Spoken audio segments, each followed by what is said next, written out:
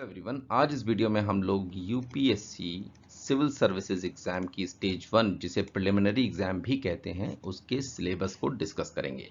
आपके सामने है कैलेंडर। यूपीएससी जो भी एग्जाम कंडक्ट कराता है उन सभी की डेट ऑफ नोटिफिकेशन और एप्लीकेशंस की डेट और एग्जाम की डेट जो है यहाँ पर दी हुई है।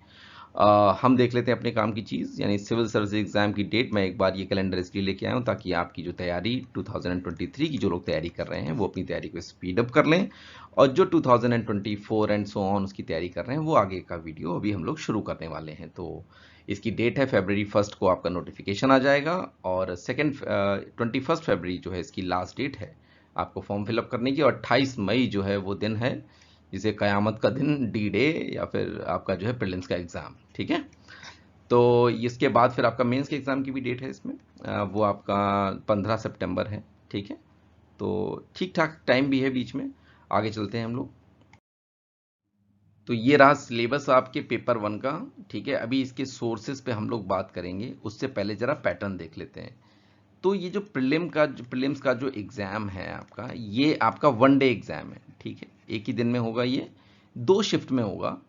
9:30 से 11:30 जो आपका जो है फर्स्ट जो शिफ्ट होगी आपकी, उसमें आपका होगा जीएस पेपर 1, यानी कि जिसका सिलेबस ये लिखा हुआ है।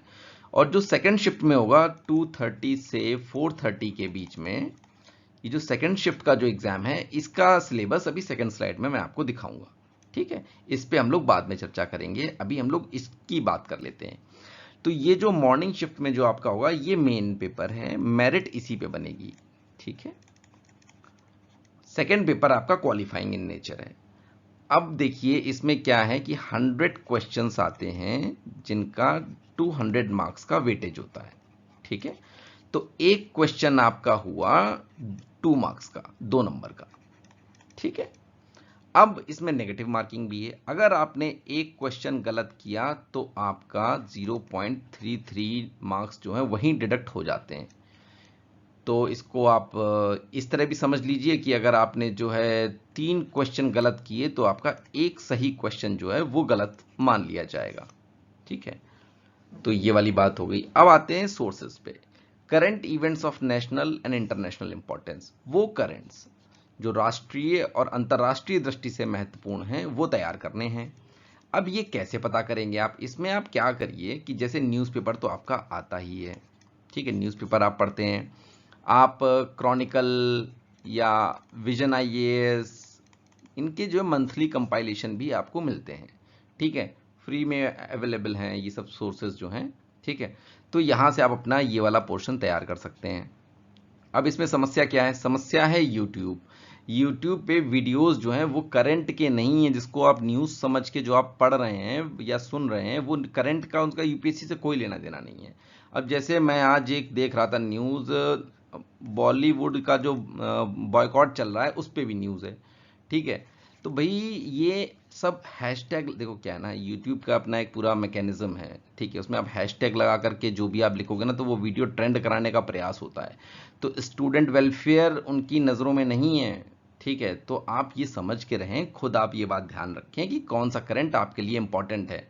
गुलाम नबी आज़ाद ने अगर कांग्रेस छोड़ दी तो इसका कोई लेना देना नहीं है आपको। ठीक है, आपको इससे कोई लेना देना नहीं है, आपका इससे मतलब यूपीएससी कभी नहीं पूछेगा उन्होंने क्यों छोड़ दी या किस डेट को छोड़ दी। अब ये सारी इवैल्यूएशंस जो हैं ये प्रीवियस ईयर के क्वेश्चन पेपर जो आप देखेंगे तो आपको ये भी समझ में आएगा करंट इवेंट्स कौन से नेशनल इंपॉर्टेंस के, कौन से इंटरनेशनल इंपॉर्टेंस के, या किस तरीके के यूपीएससी पूछता है। पीआईबी का कंपाइलेशन आपको कई जगह मिल जाएगा। ठीक है, तो वो बहुत इंपॉर्टेंट है, वो भी आप देख लीजिए। ठीक है, और तो मतलब कहने का जो पूरा कंक्लूजन है वो ये है कि फिल्टर करना रहेगा करंट आपको। ठीक है, क्योंकि यूट्यूब पे वीडियोस के चक्कर में वहाँ तो हैशटैग में ट्रेंड कराने के लिए तो कुछ भी। अब ये ट्विन टावर जो गिराए गए हैं अभी, इस पे भी जो है करंट का वो वीडियो चल रहा है, इसका कोई लेना देना नहीं है, सब बेकार है। ठीक है, अच्छा आगे आते हैं हिस्ट्री पे। हिस्ट्री में आप देखिए कि यहाँ आपका हिस्ट्री 3 पार्ट में हो गई। एक तो आपका हो गया एंशियंट, मॉडर्न, सॉरी मेडिवल, ठीक है, और मॉडर्न। ठीक है, तो ये तो आपको कवर करना ही है। ये देखिए स्पेशल एम्फेसिस है इस पे, इंडियन नेशनल मूवमेंट पे। ठीक है, तो ये आपको बहुत मतलब, अब ये स्पेशल एम्फेसिस का मतलब क्या हुआ, इसमें बारीकियां पूछ लेता है कई बार। ठीक है, ये बारीकियां इस तरीके की आ जाती हैं कि जैसे मान लीजिए कि जो नॉन कॉपरेशन मूवमेंट के बाद जो है आपका ये जो गांधी रिबन पैक्ट जो हुआ उसके पॉइंट्स जो है ना, उन पॉइंट्स में से आ जाएगा निकल के, या आपका जो कराची में जो सम्मेलन हुआ उसमें से पॉइंट्स निकल के आ जाएंगे। तो इसका मतलब ये होता है, ये अलग से एम्फेसिस है, इसीलिए दिया हुआ है इसमें, ठीक है। और आप प्रीवियस ईयर के पेपर भी देखेंगे आप, तो भी आप उसमें जो है आपको स्टेटमेंट्स मिल जाएंगे कई सारे, ठीक है। तो इसलिए ये इंपॉर्टेंट हो जाता है, इस पे स्पेशल एम्फेसिस करना है। एंशियंट पे भी आपको ज़्यादा ध्यान देना है। मेडिवल जो है एक पल के लिए आप जो है सिर्फ मोटा मोटी चीज़ें देख सकते हैं, बस आर्ट एंड कल्चर मत छोड़िएगा इसमें, ठीक है।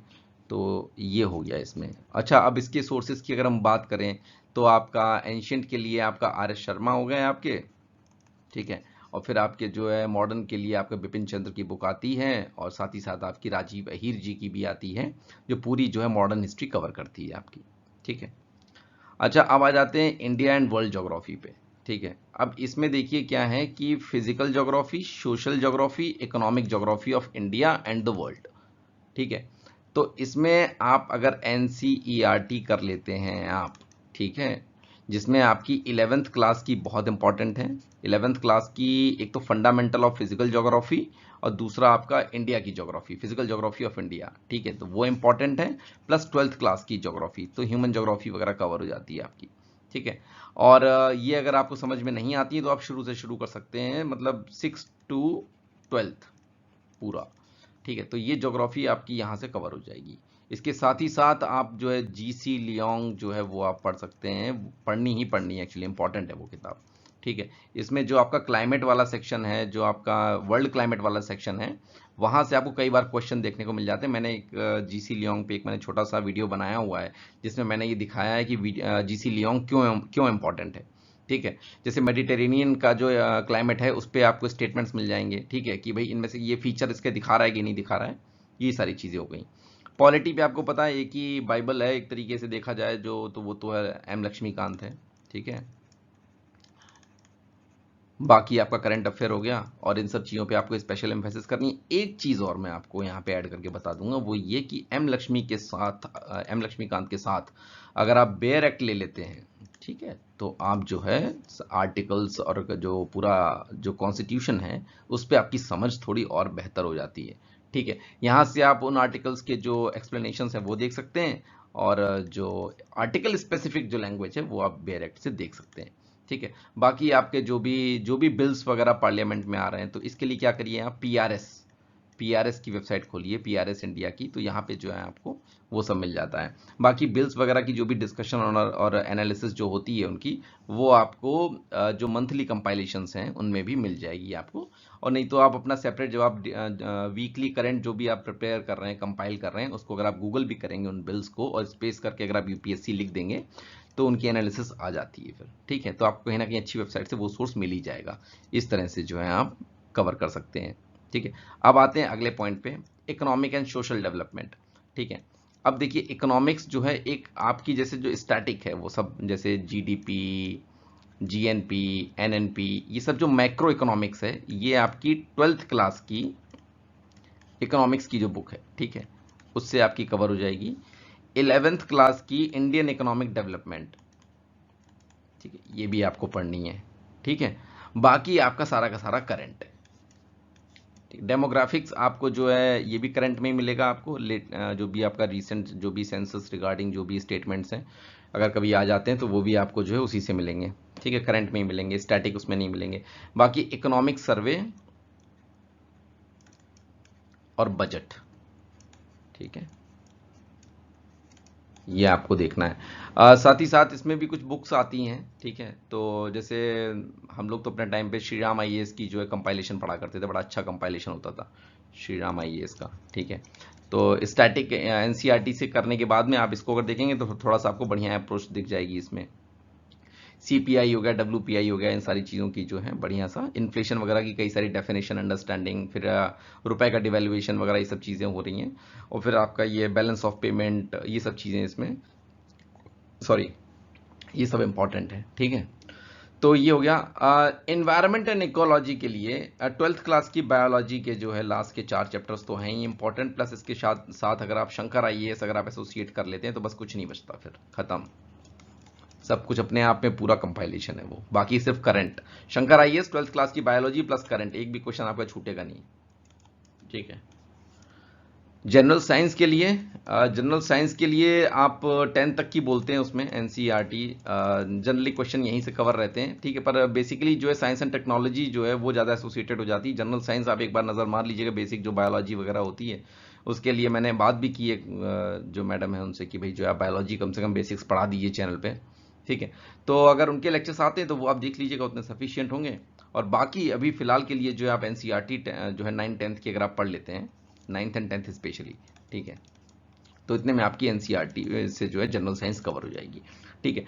तो मोटा मोटी यही सारी बात हो गई। तो ये पूरा सिलेबस हो गया आपका। बहुत ज़्यादा अब मैं देखता हूँ बच्चे आज भी कहते हैं कि जो है इसका सिलेबस कहाँ है। सिलेबस कहीं नहीं, यूपीएससी की वेबसाइट पे पड़ा हुआ है भाई। यूपीएससी की वेबसाइट पे आप सिलेबस देखिए, उसके बाद में आप प्रीवियस ईयर के क्वेश्चन देखिए, आपको कहीं भटकने की जरूरत नहीं पड़ेगी, ठीक है। आवश्यकता ही आविष्कार की जननी है ना, सुना है ना, तो बस वही समझिए यहाँ पे, ठीक है। बाकी कंक्लूजन यही है कि करंट अफेयर्स को थोड़ा फिल्टर भी करते रहिएगा, जो इंपॉर्टेंट करंट अफेयर है वो कहीं मिस ना हो जाए फालतू के करंट अफेयर के चक्कर में, ठीक है। तो ये सारी बात है। अब चलिए आगे बढ़ते हैं पेपर 2 पे, और बाकी आप लोगों की जो भी क्वेरी हो आप मुझसे पूछ लीजिएगा, हम लोग जो है इसको डिस्कस कर लेंगे। मैं आपको जो है कोशिश करूंगा कि जो हूँ विद इन 24 आवर जो है रिप्लाई कर दूँ, ठीक है। आगे बढ़ते हैं नेक्स्ट पेपर 2 की तरफ। तो जनरली क्या होता है ना, पेपर 1 जैसे 11:30 पे खत्म होता है, उसके बाद ये पेपर होता है पेपर 2 का 2:30 से, ठीक है, 2:30 टू 4:30, ये भी 2 आवर्स का ही होता है। तो ये जो 3 घंटे होते हैं ना, बच्चे इसमें पेपर 1 ही डिस्कस करते रहते हैं। तो भाई इसमें कुछ नहीं करना होता है, इसमें इस बीच के इंटरवल में आपको रिलैक्स करना है, दिमाग को थोड़ा आराम देना है, क्योंकि फिर से आपको जो है दिमाग को अप्लाई करना है, तो मशीन को थोड़ा आराम दीजिएगा। इसमें क्वेश्चन नहीं डिस्कस करने होते हैं, फिर मूड भी खराब हो जाता है कि अरे ये क्वेश्चन गलत हो गया, वो क्वेश्चन गलत हो गया। हम लोग ये सब बहुत किए, फिर बाद में छोड़े भी थे, सब डिस्कस करना शुरू में करते थे ये सब। खैर, तो अब इसके बारे में बताता हूं मैं आपको। ये 200 नंबर का है, 200 मार्क्स का है, और इसमें पॉइंट ये कि 80 क्वेश्चंस होते हैं सिर्फ, ठीक है। 2015 से ये क्वालिफाइंग कर दिया गया था। 80 क्वेश्चंस होते हैं, तो एक क्वेश्चन आपका जो है 2.5 मार्क्स का हो जाता है, ठीक है। इस पेपर को क्वालिफाइंग बोलते हैं। क्वालिफाइंग क्यों बोलते हैं, ये देखिए यहाँ पे यूपीएससी ने भी नोट लिख रखा है, 33% लाना होता है सिर्फ, यानी कि आप इसमें 33%, ठीक है, सेफ जोन में आप मान लीजिए 40% आपका जो है नंबर आ जाए, इसमें आप क्वालिफाई है, मेरिट बनेगी पेपर 1 पे, इसकी कोई गिनती नहीं। इसमें अगर आप पास हैं तो बस इसको फिर साइड में रख दिया जाता है कि भाई अब इसमें अब मेरिट बनेगी पेपर 1 से, ठीक है। ये सारी बात हो गई। क्लास 10th तक की जो है आपको आना चाहिए मैथ्स, ठीक है। तो बेसिक न्यूमरेसी जो है इसमें क्लास 10th लेवल तक की आती है, जिसमें आपका जो है क्या बोलते हैं, प्रॉफिट एंड लॉस हो गया, ठीक है, परसेंटेज हो गया, एवरेज हो गया, ठीक है, और आपका स्पीड टाइम डिस्टेंस, ठीक है, स्पीड टाइम डिस्टेंस, ये सारे क्वेश्चंस हो गए, वर्क वाले हो गए क्वेश्चन, ठीक है। तो ये सारी चीज़ें जो हैं आपकी इसमें आती हैं। और डेटा इंटरप्रिटेशन हालांकि कम ही आता है। अब डेटा इंटरप्रिटेशन आप भी देखिएगा 0 से 5 क्वेश्चन के बीच में आपको देखने को मिलेंगे, ठीक है। बेसिक न्यूमरेसी आपकी जो अच्छी खासी आ जाती है, तो इसमें बहुत ज़्यादा परेशान होने की जरूरत नहीं जिनकी मैथ्स कमज़ोर है, ठीक है। 18 से 20 क्वेश्चन आ जाते हैं। लेकिन फिर आपको जिनकी अगर ये मैथ्स कमज़ोर है, जिन्हें अगर डर भी लग रहा है जैसे मान लीजिए, तो फिर आप जो है ना इस पे ध्यान रखिए ये, ठीक है। 30 क्वेश्चन तक आते हैं इससे, ठीक है।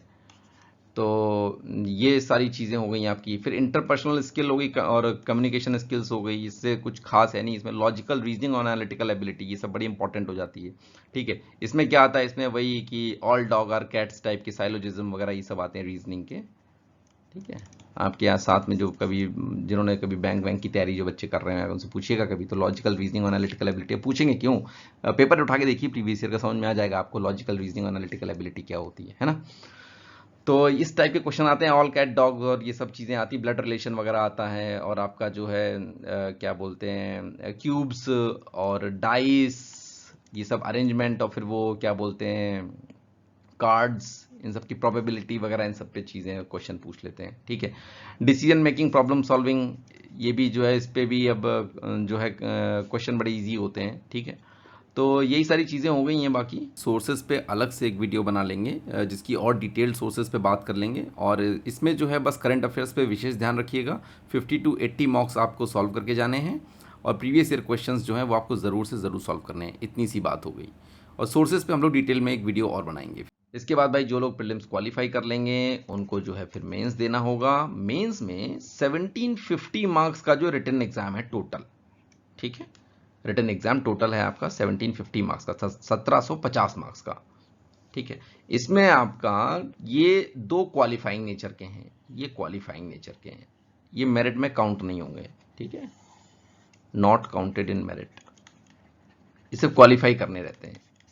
इसके बाद आपका एक सबसे इंपॉर्टेंट होता है एसए 250 मार्क्स का, ठीक है। इसमें मुझे आज भी याद है कि मेरे एक बार 145 फिर 148 इस तरह से मार्क्स मेरे रहे थे, ठीक है। फिर अगली बार शायद 146 के आसपास ऐसी कुछ थे, 145 46, ठीक है। तो ऐसे हो गया। फिर आपका जो है इसमें 250 250 250 250 के जो है 4 आपके हो गए जीएस के, ठीक है, जीएस के 4 पेपर हो गए आपके, और उसके बाद आपके 2 हो गए ऑप्शनल के, ठीक है। ऑप्शनल मेरा ज्योग्राफी था, ज्योग्राफी पे डिटेल वीडियो मैं बना दूंगा कि भाई जो है उसके सोर्सेज क्या हैं और कैसे आपको उसको जो है करना है, ठीक है। तो चलिए फिर आज के लिए वीडियो यहीं रखते हैं। तब तक कैसा लगा आपको ये वीडियो हमें ज़रूर बताएं, और चैनल को सब्सक्राइब कर लें आप। हालांकि मैं कोई ऐसे वीडियो नहीं बनाता जिसमें जो है हैशटैग लगा के ट्रेंड कराने के लिए, जो है सिर्फ वही जो एग्जाम के हिसाब से रिलेवेंट हैं, जो इंपॉर्टेंट करंट अफेयर हैं, जो कि नेशनल और इंटरनेशनल इंपॉर्टेंस के हैं। Thank you so much, bye bye.